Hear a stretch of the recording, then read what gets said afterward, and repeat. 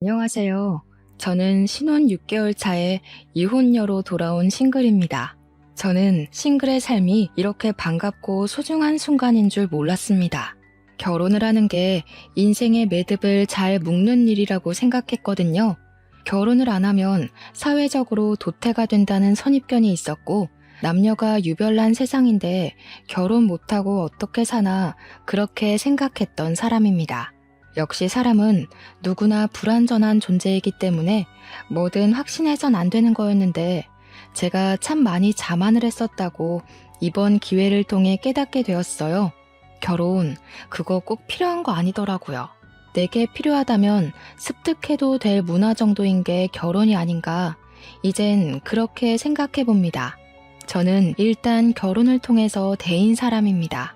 그래서 결혼이 인생에서 필요 없다는 결론을 내렸고, 제 이름 석자를 더 뜻깊게 남기고 100세 인생 마무리하는 것이 행복한 일이라고 마음을 바꿨어요. 인생이 얼마나 긴데 한 가지만 바라보고 가겠습니까? 이렇게 변심하기도 하는 거죠. 그래서 저는 저를 위해서 남편을 과감하게 버렸습니다. 그런 나쁜 놈은 함부로 방생하면 안 되는 건데, 저 말고 다른 피해자가 나오지 않기만을 바라는 마음으로 이 사연을 쓰게 되었어요. 비록 몽타주를 설명해 드리진 못하나 이런 썩을 놈도 같은 하늘 아래 존재한다는 걸 꼭 기억하셔서 몸살이시길 바랍니다. 제게는 가난하지만 성실하고 목표만 꾸준히 바라보며 달리는 남편이 있었습니다. 남편은 가난하다는 말 그대로 태초부터 형편이 좋지 못했던 사람이었어요. 일단 남편은 고아입니다. 어릴 적 일찍 부모님을 잃고 혼자가 되었다고 했어요. 남들은 캠퍼스 생활 누리려고 설레하며 성인이 되길 기다릴 때, 남편은 조금 다른 의미로 성인이 되기만을 기다렸습니다. 부모님 없이 홀로 서기를 빨리 시작했던 남편은 일단 돈이 필요했다고 했어요. 그래서 20살이 되자마자 눈칫밥 먹으며 지냈던 친척집을 나와 독립을 했고 바로 아르바이트를 시작했다고 했습니다. 남편이 가난한 형편이었다고 해서 돈 하나만 보고 달렸던 건 또 아니었어요. 돈을 벌더라도 자기 미래를 길게 책임질 수 있는 수익처가 필요했다는 겁니다.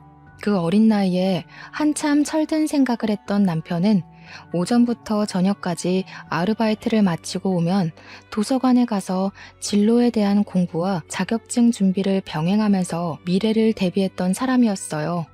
남편과 저는 같은 건설회사에서 만나게 되었는데요.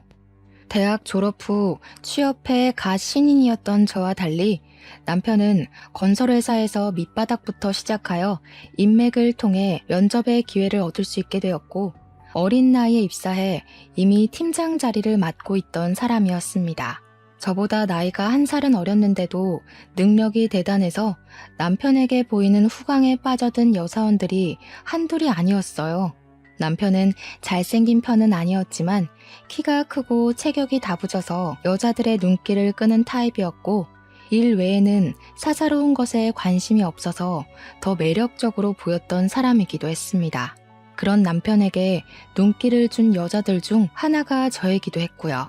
듣자 하니 남편은 이미 20대인 나이에 자기 앞으로 된 작은 상가 건물이 하나 있었고 전셋집을 세주고 있기까지 한다는 소문을 들었어요. 결혼 나이가 꽉 찬 여자들 눈에 남편은 그야말로 1등 신랑감이나 다름없었습니다. 그것을 오로지 남편 힘으로만 일궈냈다기에 부모님 지원만 받고서 편하게 길을 걸어온 제 입장에서도 남편이 너무 존경스러웠어요. 저는 아빠가 이제 좀 이름나기 시작한 탁주 회사를 운영하고 있어 제가 기억 못하는 어린 시절만 형편이 어려웠을 뿐, 초등학교 때부터는 부모님께 물심양면 지원을 많이 받고 자랐거든요. 아빠가 탁주 회사 들어와서 일 배우고 회사 물려받아 보라 했지만 저는 도통 그곳에 관심이 없어서 제가 하고 싶은 건설에 도전을 하게 되었고, 아빠도 저의 길을 응원해줬어요. 제가 다니던 건설회사는 그리 큰 규모가 아닙니다. 한 부서에 사원이 그리 많지 않았는데 제가 있는 곳에는 팀장인 남편 밑으로 사원이 4명 정도 있는 게 다였어요. 그래서 우리끼리 회식하면서 가볍게 술자리도 하다 보니 대충 어떤 사람이고 어떤 여건인지 서로 아는 정도로 친했어요. 제가 입사했을 당시는 회사가 좀 바빠서 신입사원 환영회를 좀 늦게 했었는데 제 부서에는 저만 신입이었던지라 늦게 환영회를 하는 만큼 제 얘기가 주가 될 수밖에 없었는데요. 옆에 앉은 동료가 저더러 회사 대표 딸이라는 걸 밝히면서 부잣집 아가씨라며 놀리더라고요. 만약 그 일이 아니었다면 제가 남편의 눈에 안 들지 않았을까 그런 생각은 가끔씩 해요. 그 부잣집 딸이라는 이미지 때문에 남편이 사적인 대화를 많이 걸어왔었거든요. 다들 대놓고 저희 집안 사정을 궁금해하고 꼬치꼬치 캐물으니까 결국 얘기할 수밖에 없었어요. 환영의 분위기를 망치고 싶지 않던 신입사원의 노력이었던 거죠. 어쨌든 제 집안의 배경을 그렇게 자연스럽게 밝혔는데요. 그날 이후부터 원래 사원들은 사적으로 각별히 챙기는 편은 아니었던 남편이 어느 순간부터 사원들 챙기기 시작했어요. 당연히 저한테도 커피며 간식이며 사주면서 어떤 날은 심심한데 저녁 먹고 가지 않겠냐고 물어보시고 되려 궁금한 게 있으면 물어보라고 하던지 저에게 친절과 관심을 줬습니다. 저보다 1살 어렸음에도 저는 남편을 저보다 연상처럼 느꼈고 그의 듬직하고 너른 배려에 홀딱 넘어가고 말았어요. 처음에는 남편이 주는 호의를 저 혼자 착각하는 감정이라 생각했지만 한 1년이 지나니까 남편이 제게 고백을 해줬고 저희는 그때부터 결혼을 전제로 만났습니다. 제가 만나면서 느낀 건데 남편은 참 돈을 잘 안 쓰는 사람이었어요. 연애 초반에만 바깥을 나돌았지 남편이랑 거의 집 데이트를 많이 했었습니다. 남편이 바쁘고 피곤하니까 그건 제가 배려할 수 있었던 일이라 무난히 넘어가긴 했어요. 다 큰 성인인데 바깥놀이 안 간다고 칭얼거리고 싶진 않았거든요. 그런데 결혼 준비할 때는 그런 팍팍한 경제관념이 좀 서운하더라고요. 미래를 생각해서 결혼식은 소박하게 하자는 남편의 제안에 들떠있던 제 기분이 찬물을 뒤집어 쓴 것과 같았습니다. 하나밖에 없을 결혼식이라서 이왕 하는 거면 화려하게 하고 싶었던 저는 남편의 제안이 상당히 아쉬웠어요. 하지만 더 좋은 집, 더 좋은 혼수 등을 생각하면 굳이 스쳐 지나갈 결혼식 정도야 소박하게 해도 되겠다 그리 생각하게 되더라고요. 그래서 남편 의견에 동의하여 스몰 웨딩을 올렸습니다.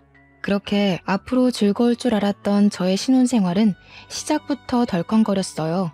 그 첫 번째 문턱이 신혼여행을 다녀오자마자 발생했는데 남편이 구했다는 신혼집이 제게 큰 충격을 안겨주었습니다.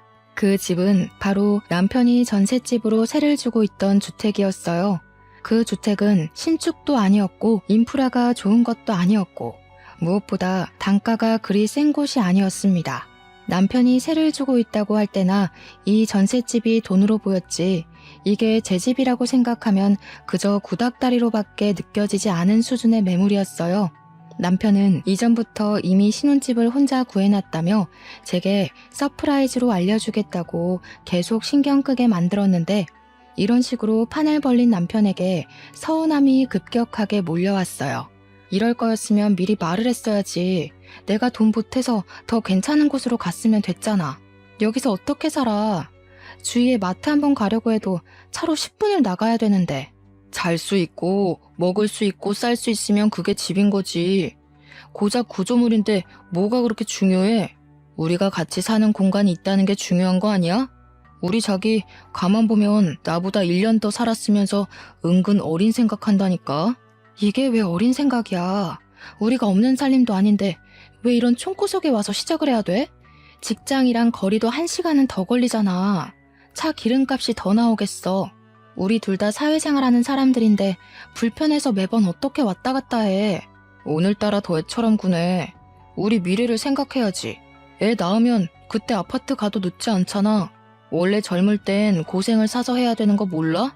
젊을 때 아끼고 고생해야 나이 들어서 편하고 좋은 데 사는 거라고. 천하태평한 남편에게 답답함을 느낀 저는 그날 처음으로 남편에게 큰 소리를 냈던 날이었습니다. 신축 아파트에서 따뜻한 신혼을 꾸리길 기대했던 제 기분은 완전 산산조각이 났고 저는 겨울엔 춥고 여름엔 더운 변두리 주택에서 장 보려면 겨우 슈퍼밖에 못 가는 곳에서 신혼을 시작했어요. 제가 한 번도 고생 안 하고 살아서 그런 깡촌 주택이 더 불편했을 수 있습니다. 그래서 친정 부모가 걱정할까봐 종종 잘 살고 있다고 연락은 해줬고, 또 남편이 제게 잘해줬기에 시간 지날수록 화는 풀렸어요. 그러나 문제는 이 집이 아니었다는 게 아직도 제 뒷골을 당깁니다. 그러던 어느 날이었어요. 우리 집에서 믿을 수 없는 일이 발생하기 시작했는데요.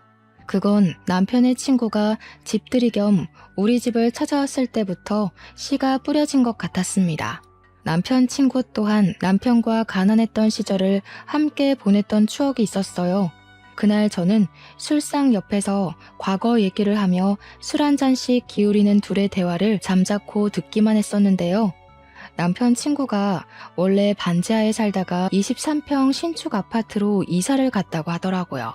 어찌 그렇게 인생 역전했는지 모르겠지만 자랑할 만한 일이니까 남편 친구가 내내 그 얘기를 해도 저는 이해가 되었습니다.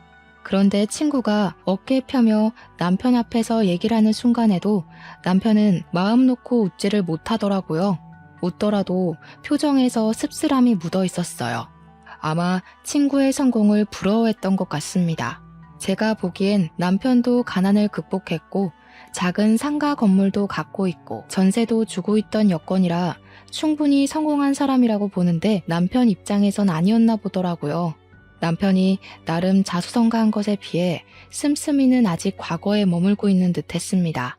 그러니 고생한 만큼 스스로 보상을 마련한 친구와 달리 여전히 집 하나 사는 것에도 과감하지 못했던 거 아니겠습니까? 그걸 생각하니 남편의 속사정이 안쓰러웠고 철없이 집투정 부렸던 제 자신을 반성까지 했었어요. 그런데 술이 한두 잔 들어가고 나서부터는 제가 좀 기분 상할 일이 생겼는데요. 제가 자리를 비우기만 하면 남편 친구가 남편한테 수상쩍게 속닥거리더라고요. 한두 번은 모른 채 해줬지만 제가 자리에 앉을 때마다 입을 싹 다무는 걸 보곤 나중에는 치사해서 직접 물어봤어요. 뭔데 그렇게 둘만 재밌는 얘기하냐고 나도 말해주라고 살갑게 굴었더니 남편 친구가 껄껄 웃었고 남편은 아무것도 아니라면서 술만 마셨습니다. 그런데도 남편 친구의 주둥이는 술이 들어간 탓에 쉽게 열렸어요. 재수씨, 좀 사는 집 딸이라면서요? 이 자식한테 제일 큰 복이 재수씨 같은데 이 자식이 워낙 우직하잖아요. 돈 많은 와이프 덕을 못 누리는 것 같아서 불쌍해가지고 마누라 덕 좀 보라고 꼬시는 중이었어요.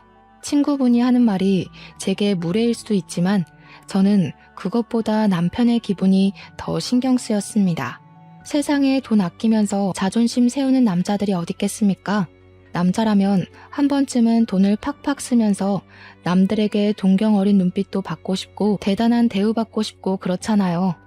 여자보다 그것도 자기 와이프 집안 재력 때문에 남자가 기죽는 건 너무 안타까운 일 아니겠어요?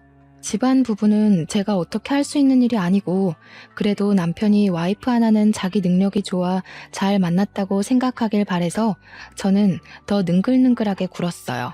그래, 돈 많은 처가 덕 좀 보던가.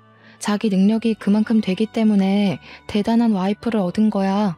나도 내 수준에 맞는 남편 잘 얻은 거고 내가 자기 덕 많이 보고 있는 것처럼 자기도 내 덕 좀 욕심내고 그래라. 사람이 어떻게 매일 성실하고 알뜰하게만 살겠어.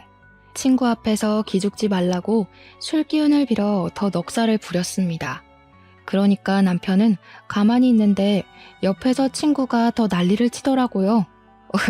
분명 재수씨가 덕보라고 그랬어요. 고바 자식아, 내가 시키는 대로 해보라니까. 돈 버는 거 생각보다 별거 아니더라고. 우리가 어릴 땐 너무 무식했어. 역시 돈도 방법을 알아야 부자가 되는 거야. 재수씨가 허락해줬잖아. 친구는 침까지 튀기며 흥분해서는 손뼉을 쳐댔습니다.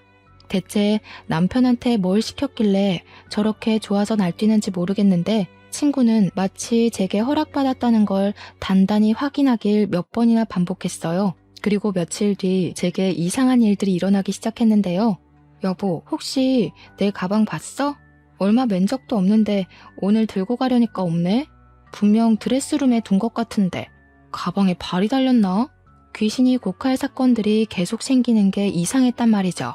브랜드 가방 하나가 없어지는 걸 시작으로 며칠 간격으로 띄어서 립스틱이며 액세서리며 옷이며 자꾸 제가 잘 안 쓰던 물건들이 없어지는 것 같았습니다. 없어졌다고 확신할 수도 없었어요. 당시 제가 신혼집 정리를 덜한 상태라 정신이 없기도 했거든요. 그러다 제가 이 일이 좀 더 심각한 것 같다고 생각했던 계기가 있었는데요. 우리에게 중요한 예물 반지까지 온데간데 없는 거 아니겠습니까? 남편한테 물어봤더니 남편도 예물 반지가 없어진 사실에 놀라서 저랑 같이 집을 뒤진 적 있었어요. 아무래도 우리 집에 도둑이 드나 봐. 보안이 허술해서 그런가? 도둑이 아니고서야 이건 설명할 길이 없어. 그냥 경찰에 신고해야겠다. 오버한다. 뭘 그렇게까지 해. 그러다 이게 우리 실수면 경찰들만 고생시키는 거잖아. 누가 들락거리는 흔적이 확실하면 그때 신고하자. 짐 정리하다 보면 나올 수도 있으니까. 확신도 없는 일로 경찰을 부르는 건 매너가 아니라는 남편 말도 일리가 있어서 일단 저는 그날 뒤로 집 보안 문제에 크게 신경을 썼습니다. 결혼 반지는 우리 관계에 의미 있는 물건인데다가 비싼 거라서 며칠이 걸리더라도 꼭 찾아야만 했어요. 반지 때문에 집 정리도 더 빨리 정돈할 수 있었어요. 구석구석 찾아야 했으니까요. 그렇게 시간만 흐르던 어느 날 기념일도 아닌데 남편이 처가 얘기를 먼저 꺼냈어요. 다짜고짜 우리 엄마 생신 아니냐면서 처가에 가자고 하더라고요. 저희 부모님을 생각하는 남편의 마음이 고맙긴 했지만 저희 엄마 생신은 아니었던지라 남편한테 친정 갈 필요 없다고 했습니다.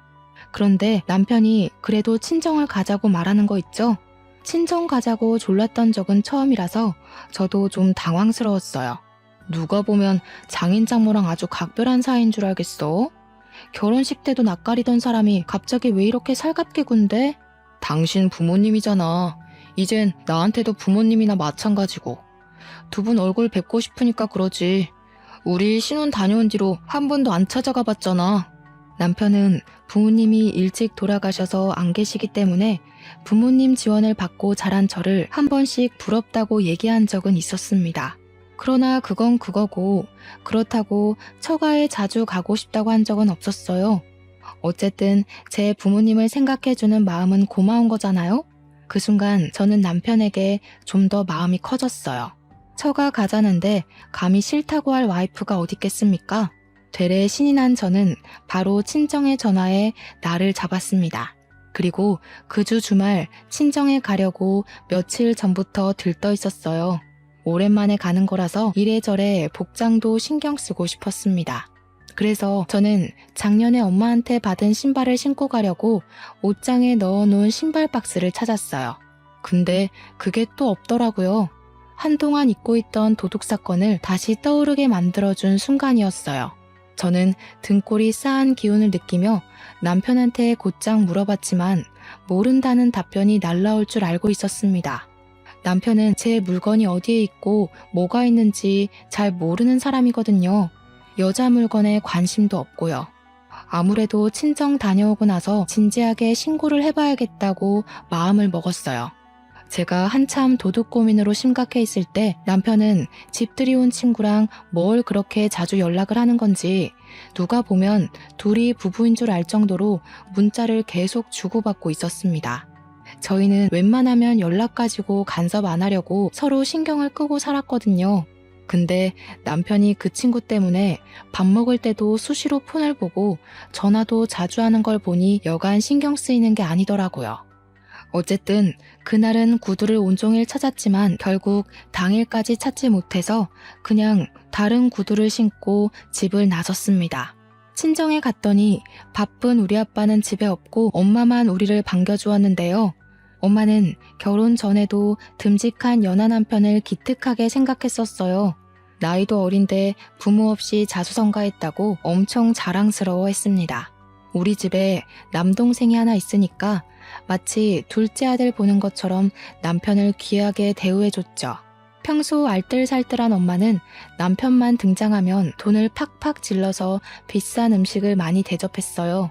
사위가 먼저 살갑게 무꾸러도 사위를 꿀떨어지게 보는 엄마였는데 처가가 보고 싶어서 그냥 왔다는 사위의 태도는 또 얼마나 예뻐 보였겠습니까?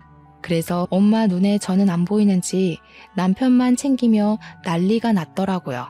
유난스럽긴 했지만 그 모습이 보기 좋아서 저도 내심 뿌듯했고 엄마한테 더 애교를 부렸어요.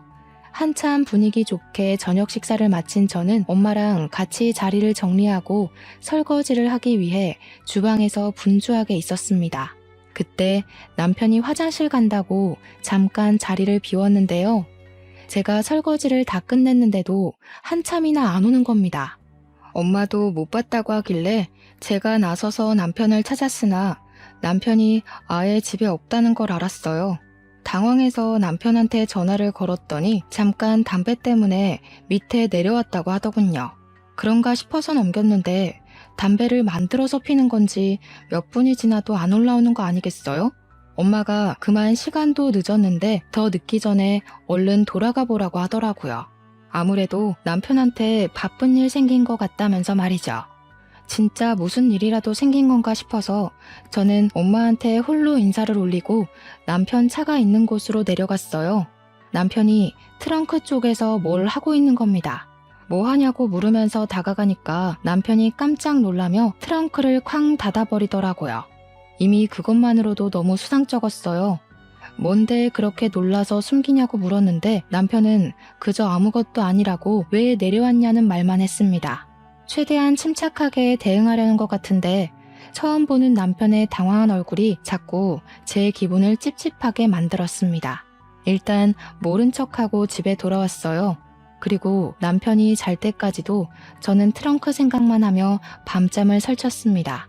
그날을 놓치면 영영 트렁크 의문을 해결 볼 수 없을 것 같던 저는 끝내 남편이 잠든 새벽에 몰래 일어나 집 밖을 나갔어요. 남편 차 트렁크를 열고 휴대폰 플래시를 비춰 안을 들여다봤습니다. 이것저것이 많았는데 주로 공구 상자나 회사에 필요한 짐들이더라고요. 진짜 별거 아니었나 싶어 뒤지는 걸 포기하려던 와중에 순간 제 눈을 사로잡은 작은 주머니가 보였어요. 다른 짐들과 어울리지 않게 고급진 것이 붉은색 벨벳 재질로 되어 있어 더 시선이 갔습니다. 그걸 집어서 열어본 순간 저는 그동안 없어졌던 제 물건의 진상을 눈치채게 되었어요. 그 주머니 안에는 황당하게도 제 친정 부모가 예물로 맞췄던 반지 한 쌍과 잃어버렸던 우리 결혼 반지까지 들어있는 겁니다.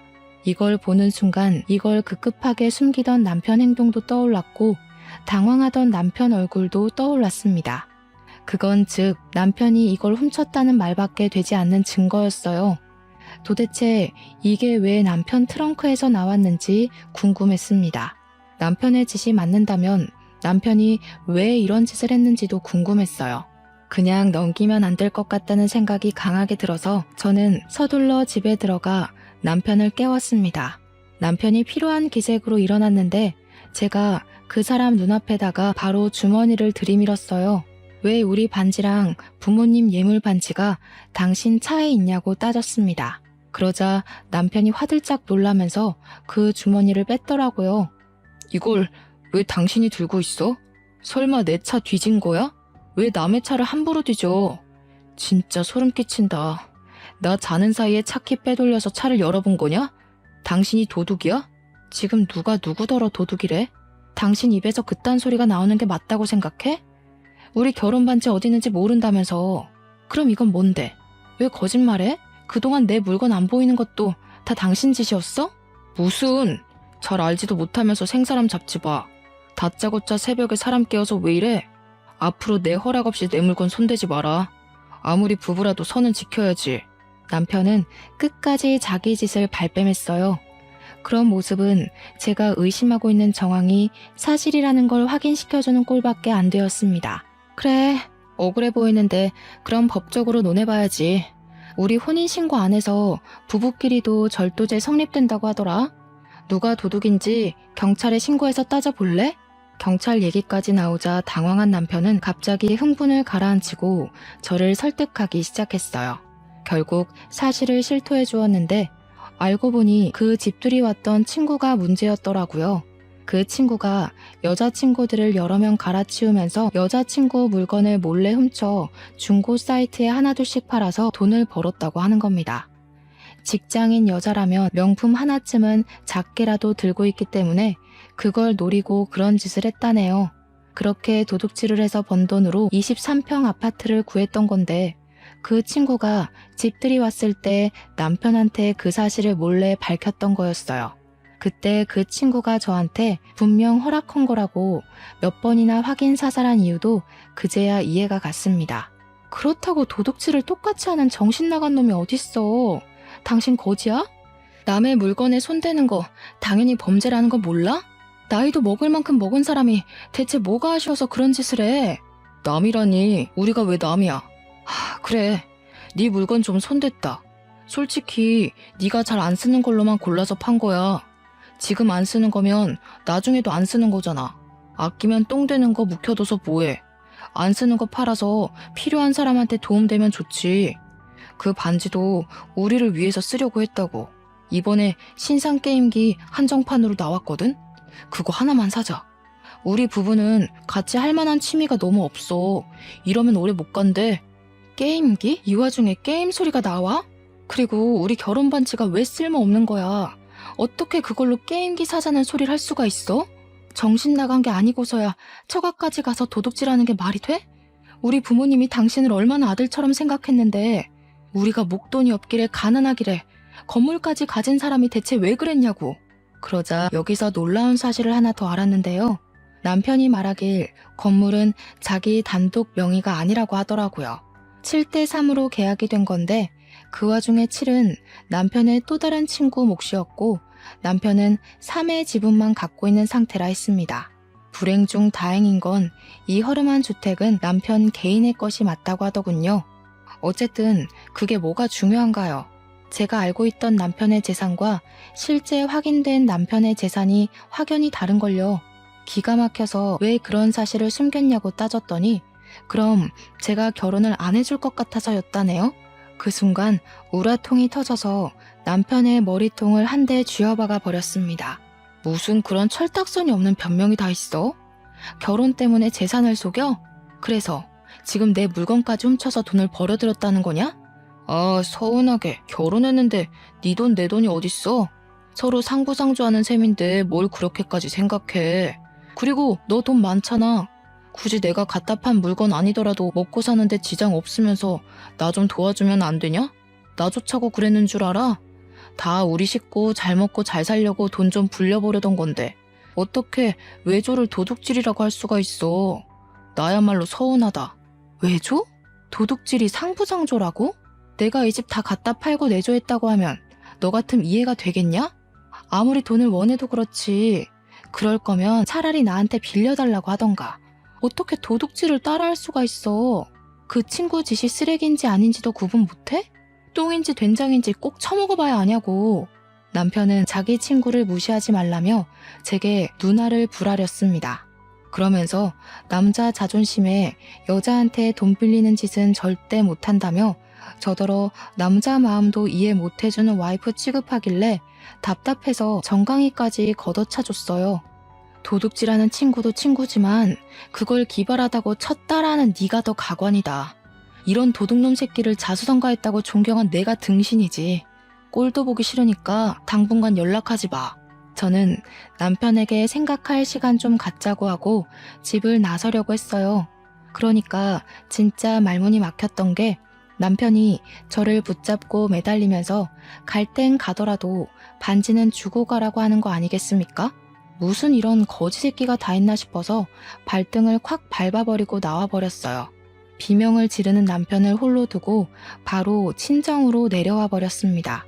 친정 부모에게 반지를 돌려주면서 남편과 있었던 일들을 밝혔는데 친정엄마가 좀 많이 충격을 받았고 친정아빠는 자리를 들고 일어나 노발대발 화를 냈어요. 당장 사위 부르라고 전화를 하려고 하길래 제가 겨우 진정을 시켰습니다. 제가 남편 꼴을 보기 싫은 것도 있었고 돈에 눈돌아 있는 남편을 아빠가 잘못 건드렸다가 아빠 명예까지 실추되는 일이 생길까봐 걱정되어서 말려야만 했어요.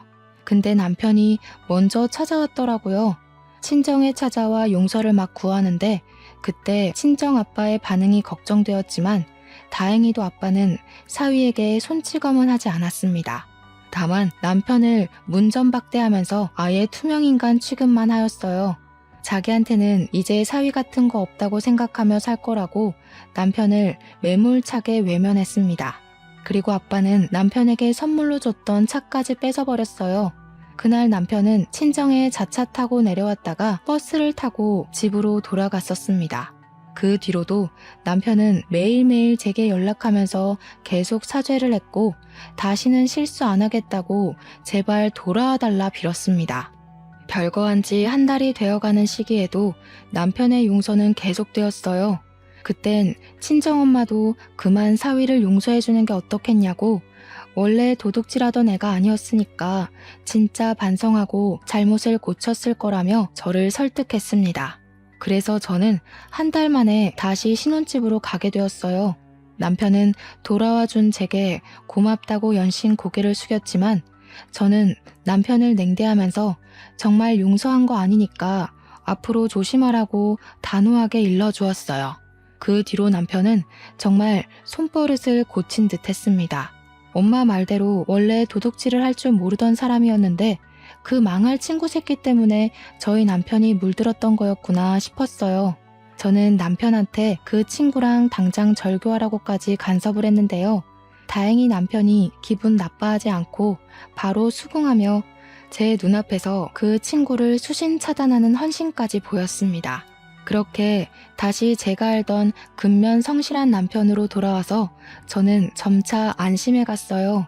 그러나 스마트폰을 한번 쓰면 다시 예전으로 못 돌아가는 것처럼 한번 물들었던 손때가 다시 깨끗한 손으로 원상복귀될 수 없다는 걸 이번 기회에 깨닫게 되었습니다. 남편이 원래 돈을 아끼는 사람인데 어느 순간부터 제 생일이나 결혼기념일 뿐만 아니라 평소에도 한 번씩 거액의 선물을 사주면서 돈으로 마음 표시를 많이 하더라고요. 돈이 어디서 나서 계속 선물을 사주는 거냐고 남편에게 물었는데요. 에이, 우리가 없어서 돈을 못 썼나? 있는데 아끼느라 못 썼던 거지. 나 앞으로 당신한테는 돈 안 아끼려고. 마누라도 옆에 있을 때 잘해야 된다는 거 제대로 혼나서 정말 깨달았잖아. 당시엔 남편이 정말로 저랑 이혼할까봐 겁이 나서 제게 더 잘해주려는 거라고 생각을 했습니다. 그러나 그게 곧 그 뜻이 아니라는 건 같은 지붕 아래 사는 이상 들통날 수밖에 없었어요. 남편의 성의 표시에 고마워서 저도 남편 생일이 다가오는 시점에 고가의 시계를 선물해 주려고 구매했는데 남편이 씻는 동안 서프라이즈 해주려고 했거든요. 그때 가까이 있던 남편의 휴대폰이 윙윙 울리더라고요. 남편 베개 밑에 시계 상자를 숨기려다가 은연중에 남편에게 온 문자를 봤는데요. 무슨 애누리랑 배송 관련된 메신저 몇 개가 나열되어 있었고 또 그 위로는 의문의 여자들 문자까지 화면을 꽉 채우고 있었습니다. 남편 휴대폰 비밀번호를 몰라 자세히 확인해보진 못했지만 미리 보기로 떠있는 문구들만 자세히 봐도 이게 무엇을 뜻하는지 눈치챌 수 있었어요. 이 정신나간 놈이 바람을 피우는 것 같더라고요. 연락하는 여자가 미리 보기에만 4명이 있었고 중고 제품 산다고 연락 온 사람들은 무려 10대명은 되어 보였습니다. 불륜 사실 때문에 머릿속이 새하얘져서 다른 건 신경 못 쓰고 있었는데 그 순간 설마 싶은 생각이 뇌리를 스치는 겁니다. 남편이 제게 사줬던 수많은 선물의 출처가 의심스러웠어요. 설마 내 물건을 훔쳐서 팔았던 것처럼 이 여자들 물건을 도둑질해서 번 돈으로 사온 선물이었나 싶더라고요. 저는 남편이 나오기 전 남편 휴대폰에 유심을 뺀 뒤 폰을 숨겼고 급하게 휴대폰을 찾는 남편을 모른 척한 뒤 남편 폰에 있는 연락처와 문자만 제가 갖고 있던 공기계로 옮겼습니다. 샅샅이 살펴보니까 내막은 더 가관이더라고요. 제가 미리 보기로만 봤던 여자들은 일부에 불과했고 동창부터 직장 후배에 신입사원에 소개받은 여자들까지 전부 남편이랑 사귀는 건 아닌데 썸 비슷한 관계를 유지하고 있는 듯 했어요. 그리고 웃기게도 이들에게서 온 문자에는 공통점이 있었는데 전부 다 하나같이 내 물건 뭐 없어졌는데 혹시 본 적 있냐고 묻는 질문이 한 번씩은 들어 있었습니다. 아니나 다를까 애누리 물어보는 사람들의 문자까지 확인을 해봤거든요. 진짜 경악을 금치 못했어요. 여자 명품 물건들을 찍은 사진과 함께 남편의 장사치 말솜씨가 아주 화려하게 펼쳐져 있더라고요. 너무 기가 막혔던 저는 남편한테 말도 안 하고 그 수많은 여자들의 문자를 전부 캡처했습니다. 진작에 이혼을 했어야 하는 건데 제 판단 실수로 본의 아니게 2번 상처를 받아버렸잖아요. 그래서 제가 더 눈에 뵈는 게 없었어요. 분노 때문에 눈앞이 하얘진 경우를 처음 겪어보았습니다. 더 이상 이런 도둑놈 새끼를 눈 감아줄 여유가 없었기에 이제 남편을 놓아주기로 결심했어요. 그래서 이혼 소송하기 전 일단 상간녀 소송을 몰래 진행해버렸습니다. 그리고 며칠 뒤 남편에게 생일 선물로 여행을 가자고 꼬셨어요. 그래서 휴가를 연달아 낸 남편은 여행 당일 그저 신이 난 채로 제게 또 선물을 주었습니다. 명품 립스틱이었는데 잘도 포장을 해왔더라고요. 아마 도둑질에서 번 돈으로 구매했겠죠. 어쩌다가 자수성가 남편이 도둑놈으로 전략한 건지 그런 남편을 둔 제 처지가 너무 비참해서 한숨밖에 안 나왔습니다. 한시라도 빨리 갈라서고 싶어 미치는 줄 알았어요. 남편이 여행 때문에 당일을 기다린 것처럼 저도 남편과 제대로 쪽내기 위해 당일을 기다렸습니다. 그러니까 남편과 함께 공항을 찾은 그날은 여행도 뭣도 아니고 사실 남편과 작별하는 날이었어요. 제가 그쪽으로 소송했던 상간녀들을 다 불렀거든요. 저는 사람들이 가장 많이 오가는 곳에 남편을 세워둔 뒤 남편한테 잠깐 화장실 한번 다녀오겠다고 하고 홀로 공항을 빠져나왔습니다. 입구에서 상간녀들이 나타나기까지 기다리고 있었는데 멀리서부터 한 손에 봉투 하나씩을 쥔 여자들이 우르르 오고 있더라고요. 자기네들끼리도 남편한테 다른 여자가 있다는 걸 그날 처음 확인한 듯 했습니다. 그래서 더 전이에 불타있는 눈빛들이었어요.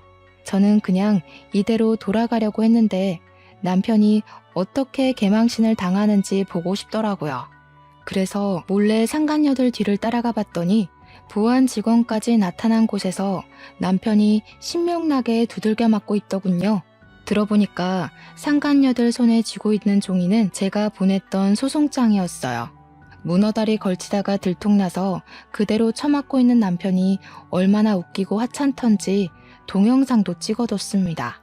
그 뒤로 폭풍 같은 시간을 보낸 남편한테서 연락이 왔지만 저는 이미 그 사이 제 짐을 다 빼고 친정으로 옮겨간 후였어요. 남편이 상간녀들에게서 용케 도망쳐 집에 왔나 보더라고요. 제 짐이 없으니 놀랐을 겁니다. 남편 전화를 받지 않다가 저녁 때쯤이 돼서야 전화를 받아봤는데 역시나 바로 원성을 높이더군요. 야, 제정신이야? 네 짓이지? 내가 공항에서 무슨 짓을 당했는지 알아? 당장 와서 해결해라. 너 때문에 그 정신 나간 년들이 집 앞에서 진을 치고 있다고. 빨리 안 튀어와? 내 짓인 거 알고 있네? 몰라주면 섭섭할 뻔했는데. 내가 정말로 용서한 거 아니니까 잘하라고 했을 텐데. 그새를 못 참고 대형 사고를 치면 어쩌냐? 사람 맞아? 기회를 줬는데도 왜 갱생을 못하는지 모르겠다. 이래서 다들 머리 검은 짐승은 개나 줘버리라고 하나 보네. 도둑질하고 싶어서 손이 근질근질했겠다. 참 많이도 사귀었더라. 그럴 거면 그냥 공부해서 제비를 해. 비아냥거리지 마. 솔직히 너도 좋았잖아. 실실거리면서 비싼 선물 좋다고 밝힐 때는 언제고. 이제 와서 선량한 시민이라도 되고 싶었냐? 네가 그러니까 떼돈을 못 버는 거야. 그게 다 돈벌이 수단이고 나만의 비법이거든? 진짜 무식하다 무식해. 비즈니스를 불륜으로 보고. 참 그릇이 작은 사람이네 내 마누라. 언제 이렇게 머리에 똥만 차버렸대? 원래 이렇게 멍청한 놈이었던 거니? 아니면 멍청한 친구 때문에 같이 멍청해진 거니? 너무 당당한 것 같으니까 변호사 선임해서 스토리 한번 잘 짜보지 그래. 내 눈엔 네가 그냥 도둑질하고 바람 피우는 찌질이로밖에 안 보이거든. 네가 승소하면 내가 머리 숙이고 사과해줄게. 그래, 말 잘했다. 누가 지질지질 짜면서 머리 숙이게 될지 한번 해보자. 패수하면 우물한 개구리처럼 살지 말고 반성 좀 해. 넌 생각이 짧아도 너무 짧아. 같이 사는 내내 수준 떨어져서 나까지 개구리 되는 줄 알았잖아. 남편이야말로 비아냥대면서 저를 속 좁은 사람으로 몰아갔는데 진짜 소송에서 이길 수 있다고 생각을 했던 건지 뻔뻔하게 변호사를 선임하긴 했더라고요.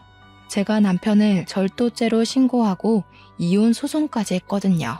그런데 솔직히 도둑놈 심보가 정의일 리 없지 않습니까? 당연히 법정은 제 손을 들어줬어요. 남편이 저지른 범죄가 생각보다 죄질이 심각한 버릇인데 남편한테서 반성하는 기미도 안 보였고 오히려 제 요구로 모자라 변호사까지 엉터리라고 난동을 부리는 바람에 법정에서 더 불리하게 작용되었습니다. 안타깝게도 그놈의 자존심은 판사의 판정까지 인정을 못해 모독을 했네요. 어쩔 수 없이 법정 모독죄까지 포함이 돼버렸죠.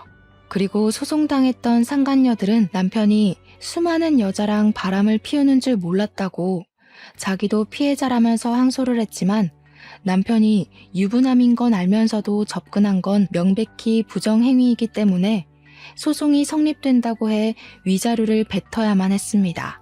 그것에 상간녀들이 정말 돌아버렸더라고요. 생돈 날려서 화났는데 남편이 자기들 물건을 훔쳐서 팔았다는 사실을 알고는 못 참고서 남편을 절도죄로 다 신고해버렸어요. 결국 남편은 징역을 면치 못하게 되었습니다. 그리고 이 와중에 황당한 건 남편이 자기 친구까지 고발해버렸다는 겁니다. 친구 때문에 자기가 물든 거라고 친구 탓을 하는 거 아니겠습니까? 그래서 친구도 나란히 징역을 살게 되었어요. 참 얄팍한 우정이지 않나요? 그런 얕은 우정 때문에 인생이 나락으로 가버렸으니 얼마나 쪽팔린 일입니까? 원래 나쁜 사람이 아니었다고 하더라도 사람 변하는 건 정말 가는 못할 일인 것 같습니다. 누가 사람은 안 변한다고 했나요? 사람도 다 변하더이다. 내가 알던 사람이 아닌 것 같은 순간 때문에 10년 친구, 20년 친구랑도 갑자기 인연을 종결짓는 거 아니겠어요?